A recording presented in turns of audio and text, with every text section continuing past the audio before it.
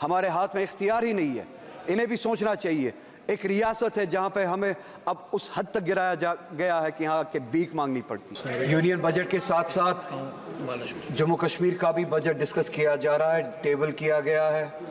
Discuss तो नहीं किया जा रहा है, टेबल किया गया है, क्योंकि डिस्कशन में अभी तक सिर्फ एक मेंबर के अलावा जो कि जम्मू कश्मीर से ताल्लुक़ रखते हैं, उनके अलावा जम्मू कश्मीर के हवाले से किसी ने बात नहीं की।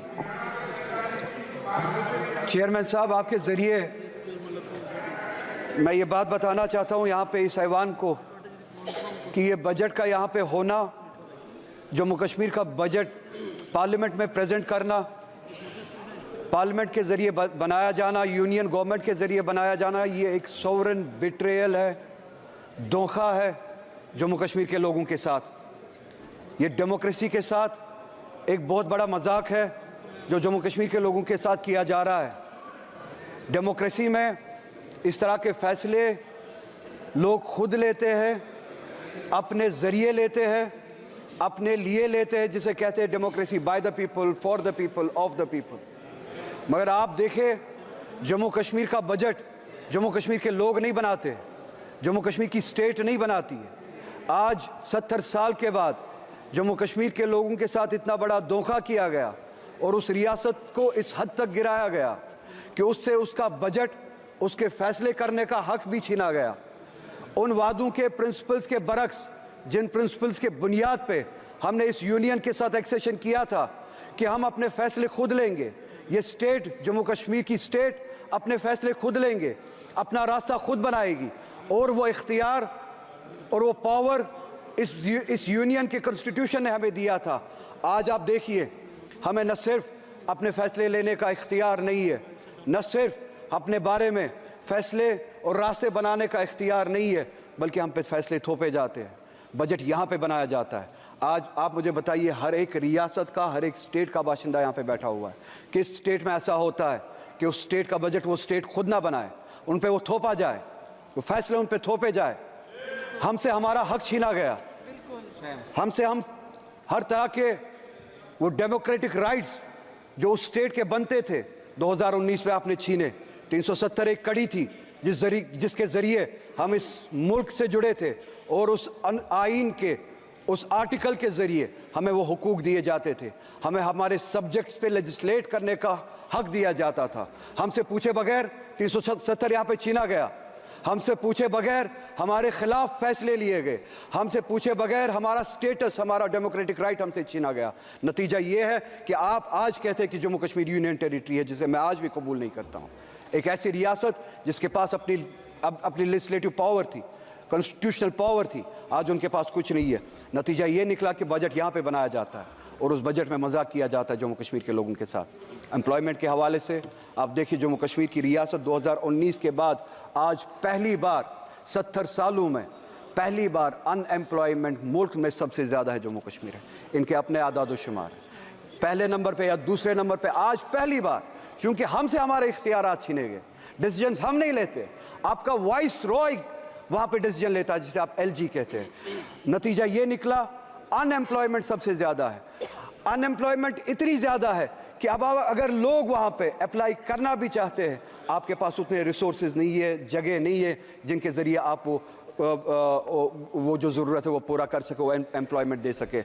एम्प्लॉयमेंट के हवाले से आप बहुत सारी लेवल्स पे जम्मू कश्मीर के लोगों के साथ जंगें लड़ रहे हैं। नई रिजर्वेशन पॉलिसी यहाँ पे लागू की गई, हमने नहीं बनाई, जम्मू कश्मीर के लोगों ने नहीं बनाई, यहाँ पे बनाई गई और वहाँ पे थोपी गई। 70% रिजर्वेशन बढ़ाई गई, ओपन मेरिट को 30% तक कम किया गया। ओपन मेरिट के लिए अब जगह सिर्फ 30% बनती है। ये एक ऐसी लड़ाई है जहाँ पे ये चाहते हैं कि वहाँ पे क्लास वॉर हो, सोसाइटी के जो मुख्तलिफ सेक्शंस है आपस में लड़े, जो हमारे बैकवर्ड क्लासेस है जिनके लिए हम चाहते और हमेशा से रिजर्वेशन थी और हम चाहते थे उनको सपोर्ट मिले, वो ऊपर आए, उनको ऊपर ओपन मेरिट के साथ लड़ाया जा रहा है। क्योंकि तनासुब जो है, रेशो जो है पॉपुलेशन का, उस हद तक नहीं है जिस हद तक रिजर्वेशंस बढ़ाई गई। 70% के हद तक रिजर्वेशंस बढ़ाई गई, ओपन मेरिट को घटाया गया, जिससे क्लास वॉर, सेक्शन वॉर होने का एक खदशा है। मेरी गुजारिश करते हुए शर्म आती है, क्योंकि मैं फिर से कहूँगा, हमारे हाथ में इख्तियार ही नहीं है इन्हें भी सोचना चाहिए। एक रियासत है जहाँ पे हमें अब उस हद तक गिराया गया है कि यहाँ के भीख मांगनी पड़ती है, हम अपने फैसले नहीं ले पाते। इनसे गुजारिश है ओपन मेरिट को या सुप्रीम कोर्ट की जो कैप है उस हद तक रखे, या पॉपुलेशन का जो रेशियो है, पॉपुलेशन के हिसाब से जो कैटेगरीज है, पॉपुलेशन का जो रेशियो है उस हिसाब से आप रिजर्वेशन करें, ताकि वो जो ओपन मेरिट पे इस वक्त तलवार चल रही है वो ना हो। हमारे लोग वहाँ पे इसका खामियाजा उठा रहे हैं। इसी के साथ साथ हमारे जो वैकेंसीज फिल करने के लिए जो डिले हुआ था कोविड की वजह से, कोविड से पहले हम स्टेट पे ताला लगाया गया था 2019 में, अगर यहाँ पे सबको याद हो। उस दौरान स्टेट ने काम नहीं किया, उसके बाद कोविड आया, उसके बाद ये जो वैकेंसीज फिल होनी थी उसके लिए वक्त नहीं दिया गया, वैकेंसीज फिल नहीं की गई। नतीजा ये हुआ हमारे जो बच्चे हैं, लड़के लड़कियां जो है वो अब ओवर एज होना शुरू हो गए हैं। हमारी गुजारिश है कि अब ये जो कैप जो है वो जो 28 साल तक थी उसको बढ़ाया जाए, एज रिलैक्सेशन दिया जाए, एग्जेप्शन दिया जाए, ताकि जो कोविड के दौरान 2019 के दौरान जो आपने लॉकडाउन किया था, जिस दौरान स्टेट ने काम नहीं किया, वैकेंसीज फिल नहीं हुए, उनको वो एज रिलैक्सेशन दी जाए। अगर आज वो 33 साल के 32 साल के हुए हैं उनको वन टाइम एग्जेप्शन दिया जाए, वो रिलैक्सेशन दी जाए कि वो अप्लाई कर सके। हॉर्टिकल्चर हमारा बहुत बड़ा सेक्टर है, बैकबोन है। आप उस हॉर्टिकल्चर के साथ भी लड़ाई लड़ रहे हैं 2 लेवल्स पे। चेयरमैन साहब आपके ज़रिए इन्हें बताना चाहता हूँ, एक टॉक्सिक हमारी खाद वगैरह जो हमारे लिए पेस्टिसाइड्स यहाँ से भेजी जाती है, जानबूझ के टॉक्सिक भेजी जाती है, जिससे हमारे पेड़ पौधे ख़राब किए जाते हैं। दूसरी लेवल पे हमारा जो सेब कश्मीर से आता था उसको पिछले साल अगर आपने सुना हो रोका गया, और यहाँ से मुल्क से बाहर, चाहे वो ईरान से हो चाहे USA से हो, सेब लाया जाता है without tax, without import duty सेब लाया जाता है। यहाँ की मार्केट मंडियाँ भरी गई है बाहर के सेब से जिन पे इंपोर्ट ड्यूटी नहीं लगाई गई।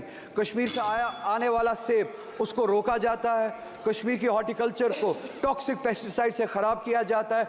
2 लेवल्स पे हमारे साथ जंग लड़ी जाती है। हमारी इकॉनमी को कमज़ोर किया जाता है, हमारे हॉर्टिकल्चर को कमज़ोर किया जाता है। मेरी गुजारिश है, हम चाहते हैं, जम्मू कश्मीर की आवाम चाहती है कि इंपोर्ट ड्यूटी लगाई जाए, जो बाहर से सेब आता है उस पर इंपोर्ट ड्यूटी लगाई जाए, और जो ये टॉक्सिक पेस्टिसाइड हमें भेजा जाता है उस हवाले से काम किया जाए। ये पेस्टिसाइड हमारे बीच ना भेजा जाए, हमारे साथ इस तरह की जंगें ना लड़ी जाए।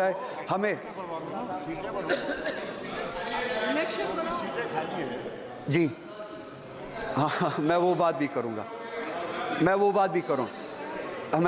करूँगा। वक्त मेरे पास ज़्यादा नहीं है, आपका हाथ घंटी पे है। हमारे साथ हर तरह की ज़्यादती होती है, वक्त भी उसी तरह की एक ज़्यादती है, मैं जानता हूँ। मैं एक बार ना चाहते हुए यहाँ पे दोहराना चाहता हूँ, मैं यहाँ पे इलेक्शन की भीख मांगने के लिए नहीं आया हूँ। मैं यहाँ पे अपना स्टेटस और अपना कॉन्स्टिट्यूशनल राइट जो 370 के ज़रिए हमें दिया गया था वो मांगने आया हूँ। मगर जाते जाते यहाँ पे ये इस वक्त की स्पीच कंक्लूड करते करते चेयरमैन साहब आपके ज़रिए पूरे मुल्क को याद दिलाना चाहता हूँ कि सुप्रीम कोर्ट ने इस गवर्नमेंट को डायरेक्शन दी थी कि सितंबर तक वहाँ पे डेमोक्रेटिक गवर्नमेंट कायम की जाए। सुप्रीम कोर्ट की डायरेक्शन के मुताबिक अगले महीने सितंबर का महीना शुरू होने वाला है, मगर अभी तक, बस एक मिनट में कंक्लूड कर रहा हूँ, अभी तक वहाँ के डेमोक्रेटिक वहाँ के इलेक्शन के लिए अभी भी कोई प्रोसेस शुरू नहीं हुआ है। आपसे गुजारिश है, डेमोक्रेसी के लिए, for the spirit of democracy, उन्हें डायरेक्शन दे, कम से कम सुप्रीम कोर्ट की डायरेक्शन पे अमल करे और वहाँ पे इलेक्शंस कराए। और यहाँ पे जैसे कि अखिलेश जी ने कहा, सीटें अगरचे इन्होंने बढ़ाई है, जो ये मुल्क भर में रिजर्वेशन और पिछड़े हुए क्लासेस के बारे में बातें करते हैं, उस हवाले से ये जवाब दे बजट में और अपने प्लान में। जम्मू कश्मीर की असेंबली में इन्होंने उस हवाले से क्या किया है। मैं आपका बहुत ही ज़्यादा शुक्रगुजार हूँ, आपने मुझे वक्त दिया। वक्त मिलता तो बहुत ज़्यादा कहता।